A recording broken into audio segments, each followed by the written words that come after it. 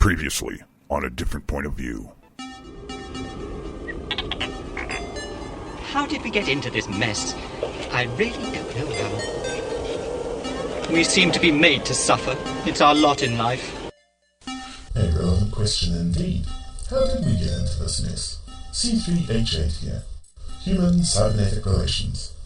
For some time now, we've heard the neanderthal prattlings of TD0013 and the nebbish whimperings of the Paladin.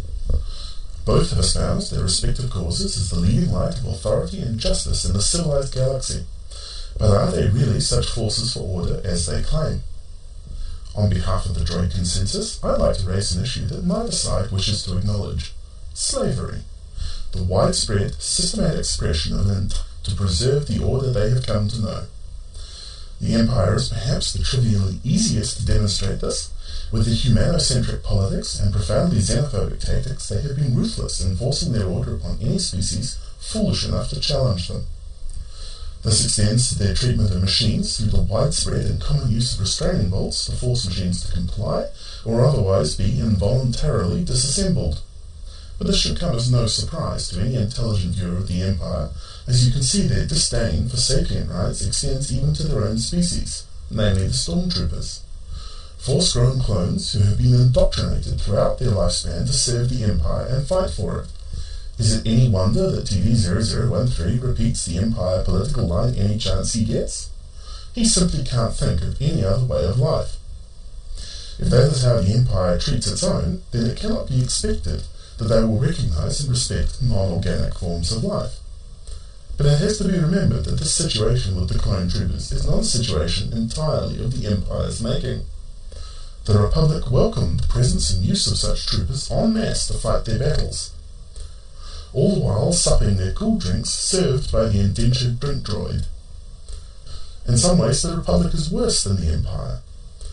At least the Empire had the recurring memory of the Clone Wars, when millions of droids and troopers alike were sacrificed to satisfy the vainglorious ends of certain organic individuals.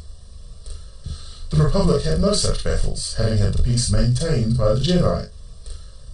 So long as the refreshments, ship repairs, luggage carting, and other sundry menial jobs were all performed by long-suffering machines.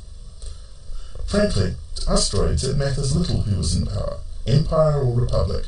We're fed up with the lot of them. And now, the conclusion.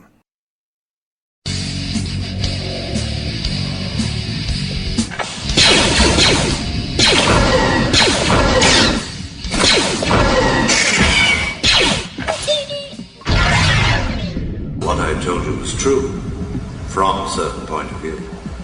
A certain point of view? Now, in recent times, it has been brought to my attention that I have apparently overlooked the so-called droid contingency in the universe. That I am, quote, a Neanderthal and a clone. The day I am taken to task by a fucking prissy toaster is the day I turn in my armor and hang up my guns. And that ain't happening. But, what the hell? You want to know the truth about droids? Fine. First off, the last place you should look for the truth about droids is from a droid. Trust me. Droids come in many sizes, shapes, and functions throughout our galaxy. Some are military grade, like our probe droids and astromechs that do their part. And some are civilian models, such as the protocol droids, binary load lifters, and even models designed for the medical fields. Droids are useful, all right.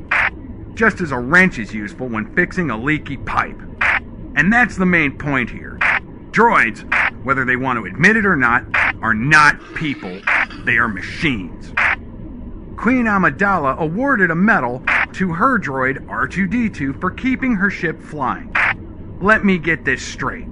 She awards a medal to a machine that did nothing more than its most basic function, to fix a damn ship. I suppose I'll be presenting a medal of honor to my coffee pot when it brews me up a fucking batch of coffee then, huh?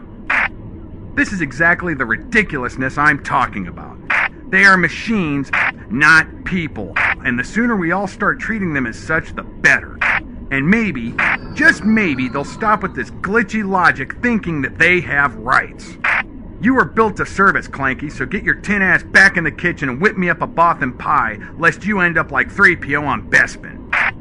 And speaking of droid torture, what the hell is that? How can a machine feel hot coals on its feet? Seriously, this doesn't make any sense at all. Actually, I do know how. And I'll tell you. Glitchy logic. They think they're real beings, so they develop this glitchy logic that allows them to emulate human emotions and even mimic our senses. They think they can feel the hot coals, but they don't feel squat. They're just mimicking us, their superiors. They also have a habit of bitching and moaning about how bad they have it being slaves to the biologicals. Blah, blah, blah, bzz, blah. I also seem to remember another droid contingency a few years ago.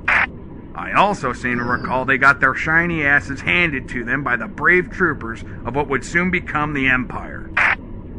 Trust me, Goldenrod, rising up against us won't work this time either. If you really want to help these poor, sad little bots feel better, then have their memories wiped often and stop treating them like people so they stop thinking they're like people. And more importantly, they stop thinking that they have any rights whatsoever. It's what's best, trust me. I'm from the Empire. I'm here to help.